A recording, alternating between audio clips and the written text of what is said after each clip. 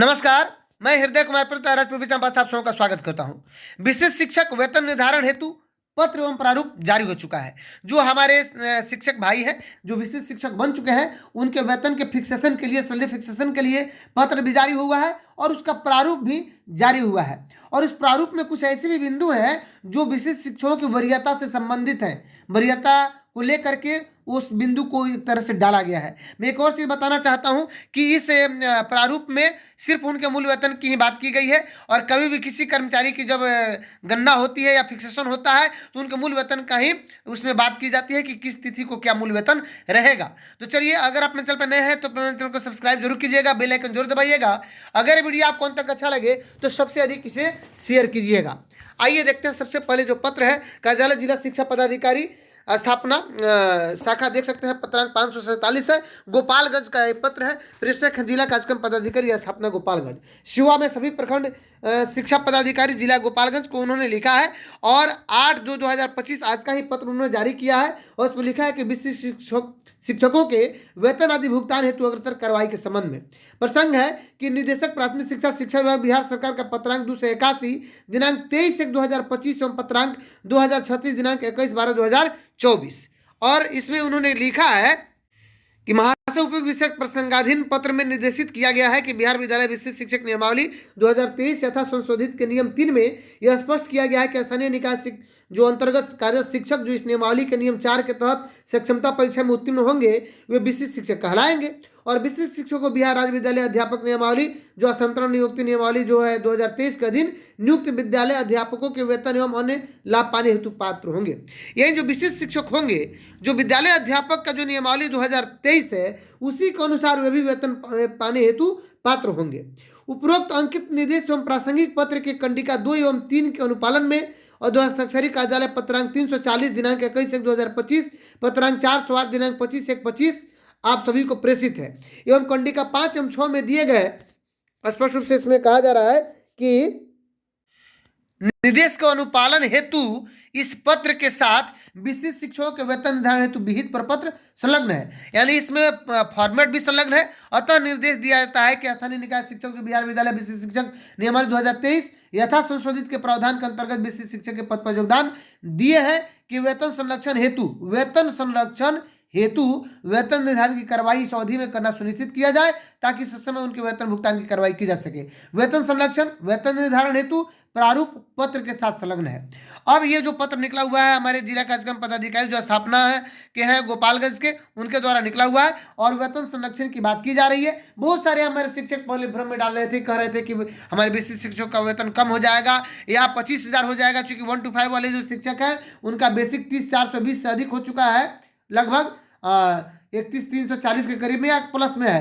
तो इस तरह से कहा जा रहा था कि उनका मूल वेतन हो जाएगा 25,000। तो महोदय ये आपके सामने आप देख रहे हैं कि पूर्ण वेतन संरक्षण है।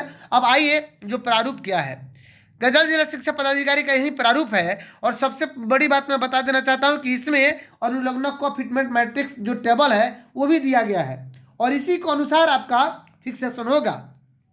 तो आप निश्चिंत रहिए। मूल वेतन 1 से 5 का, 6 से 8 का या 9 10 का, 10+2 का, सबका अलग अलग मूल वेतन तो फिक्सेशन होगा ही। और ये डिपेंड करता है कि आपका मूल वेतन निकाय स्तर पर कितना था। तो आइए सबसे पहले बात कर लेते हैं, यही प्रारूप है और इस जिले से निकल गया है, गोपालगंज जिले से। इसी प्रकार का स्थापना शाखा से बाकी सभी जिलों से भी निकलेगा और उसमें होगा निदेशक प्राथमिक शिक्षा शिक्षा बिहार सरकार के पत्रांक 281 दिनांक 23/1/2025 के आलोक में विशिष्ट शिक्षकों का वेतन निर्धारण प्रपत्र। सबसे पहले शिक्षक का नाम, फिर उनका वर्ग मतलब 1 से 5 के हैं, 6 से 8 के हैं, 9 10 के हैं, 10+2 के हैं, यही है वर्ग। विषय अगर 1 से 5 के हैं तो उनका जनरल सब्जेक्ट हो गया या उर्दू होंगे या बांग्ला होंगे, लेकिन बाकी 6 से 8 वाले में अलग अलग सब्जेक्ट होता है, 9 10 10+2 का अलग अलग सब्जेक्ट होता है। नियुक्ति की कोटि अगर जनरल है तो यूआर है, बाकी BC EBC SC ST EWS क्या कोटि है, ये विद्यालय का नाम, विद्यालय का U- कोड, प्रखंड यानी जो वर्तमान में जो विद्यालय है वही विद्यालय का नाम रहेगा, U- कोड रहेगा। जो वर्तमान में जहाँ पदस्थापित है तो अपने ही विद्यालय में पदस्थित, अपने ही विद्यालय में जहाँ थे वहीं पे आप विशिष्ट बन गए हैं तो प्रखंड का नाम, विशिष्ट शिक्षक का ID संख्या, जो सक्षमता आपने दिया था उसका ID संख्या, और जन्म तिथि आपका विशिष्ट शिक्षक के रूप में योगदान तिथि, प्रशिक्षण तिथि यानी कब आप प्रशिक्षित हुए जिस दिन आप या तो डीपी पास किए हैं या ऑलरेडी पहले से 2 वर्षा ट्रेंड थे, तो या एनआईयूएस से जो पास किए हैं, वो जो भी हो, आप प्रशिक्षण तिथि यहाँ पे डालेंगे। दक्षता जब पास किए थे, या बीटेट अगर पास किए हैं, या सीटेट पर आपकी बहाली हुई है, यानी बिहार टेट पर या सीटेट पर बहाली हुई है, उसमें कोई एक तिथि डालेंगे। या दक्षता अगर 2011 के पहले के हैं 12, तो आप दक्षता परीक्षा दिए होंगे, तो वो अपना दक्षता का डेट डालेंगे यहाँ पे। दक्षता बीटेट या सीटेट उत्तीर्णता की तिथि डालेंगे, सॉरी, नीचे वाले में तिथि डालेंगे और ऊपर वाले में डालेंगे कि क्या है, दक्षता है या बीटेट है या सीटेट है। उसके बाद 14 नंबर कह रहा है बैंक खाता संख्या डालेंगे, आईएफएससी कोड डालेंगे। अब बात आती है यहाँ से 16, 17, 18, 19, 20, यही 21 तक बहुत ही महत्वपूर्ण है।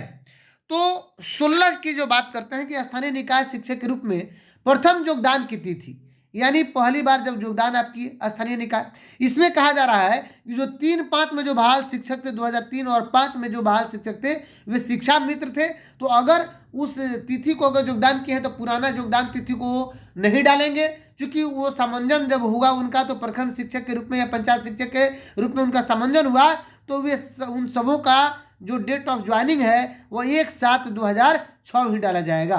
1/7/2006 किनका डाला जाएगा, यानी 3-5 में जो शिक्षा मित्र के रूप में थे, और बाकी उसके बाद 2006 में जो बहाल हुए तो पंचायत प्रखंड के रूप में बहाल हुए, तो वो जिनका जो भी आपका योगदान तिथि वो अपना यहाँ पे डालेंगे 16 नंबर कॉलम में। आइए 17 नंबर कॉलम क्या कहता है, ये कहता है कि प्रशिक्षित वेतनमान प्राप्त करने की तिथि। तो ये यहाँ पे देखिए सबसे इंपॉर्टेंट चीज है कि प्रशिक्षण तिथि आपका 2006 से पहले का भी हो सकता है, या 2019, 20, 21, 22 का भी हो सकता है। 22 का तो नहीं कहेंगे, लेकिन जो विशिष्ट शिक्षक है 22 का, 22 में 2022 में भी बहाल शिक्षक है छठे चरण में, तो विशिष्ट शिक्षक बने हैं, तो उनका भी प्रशिक्षण तिथि 22 के पहले का ही होगा। तो जो भी पहले का होगा वो अलग बात है, प्रशिक्षण तिथि। लेकिन जहां तक की बात कर रहे हैं कि इसमें जो 17 नंबर कॉलम है कि प्रशिक्षित वेतनमान प्राप्त करने की तिथि, यह स्पष्ट करता है कि निकाय स्तर के शिक्षक जो है उनकी वरीयता इसी आधार पर होगी, है ना। ये आप जानते हैं आप सभी कि नियमावली में भी है कि उनकी जो वरीयता है विशिष्ट शिक्षकों का, निकाय स्तर पर प्राप्त प्रशिक्षित वेतनमान की तिथि से ही उनको वरीय माना जाएगा। और इसमें आप देख सकते हैं 17 नंबर कॉलम है कि प्रशिक्षित वेतनमान प्राप्त करने की तिथि यहाँ पे डालना पड़ेगा, यानी जिस दिन आपका ट्रेंड स्केल मिला, ट्रेनिंग का स्केल एक तरह से, अनट्रेंड का नहीं, ट्रेंड का। अब आइए आगे बात करते हैं 18 नंबर कॉलम कहता है कि इसमें कि क्या स्थानीय निकाय शिक्षक के रूप में योगदान तिथि से अध्यावधि तक कोई सेवा में टूट है, हाँ या नहीं। तो क्या आपने बीच में अगर सेवा आपकी टूट हुई है तो अभी हाँ या नहीं डालना है, अगर सेवा में टूट नहीं हुई है तो आपको हाँ या नहीं, आपको सीधे सीधे डालना है कि सेवा में टूट नहीं हुई तो नहीं डालना है, क्योंकि आपकी सेवा में कोई टूट नहीं हुई है। हो सकता है कि कुछ लोगों की सेवा में टूट हुई हो, वो अलग बात है। स्थानीय निकाय शिक्षक के रूप में विशिष्ट शिक्षक के योगदान तिथि, अब आप जिस तिथि को विशिष्ट शिक्षक के रूप में योगदान लिए हैं वो भी डेट यहाँ पे डालना होगा, और उस तिथि को आपका लेवल और इंडेक्स क्या था और प्राप्त मूल वेतन क्या था, ये सबसे इंपॉर्टेंट है। तो जो 1 तारीख को योगदान किए हैं उनका और जो 1 के बाद किए हैं उनका, दोनों में क्या अंतर हो रहा है, ये भी अभी संशय का विषय है। क्योंकि इसमें कहा जा रहा है कि स्थानीय निकाय शिक्षक के रूप में विशिष्ट शिक्षक के योगदान तिथि, जो भी योगदान तो होगा वो या तो 1/1/2025 होगा या उसके बाद का होगा। उसके बाद यहाँ कहा जा रहा है कि उस तिथि को आप लेवल और इंडेक्स क्या था, तो जब तक फिक्सेशन नहीं हुआ था तब तक लेवल और इंडेक्स अगर माना जाए तो 31 दिसंबर को प्राप्त जो मूल वेतन था उसी को माना जाएगा। अगर वो लेके आ रहे हैं एक तरह से, अगर 1 तारीख को 3% इंक्रीमेंट अगर मिल जाता है तो फिर ये 1 तारीख को उनका 3% जोड़ने के बाद आपका मूल वेतन अधिक हो जाएगा, जो आपके भविष्य के लिए बेहतर होगा।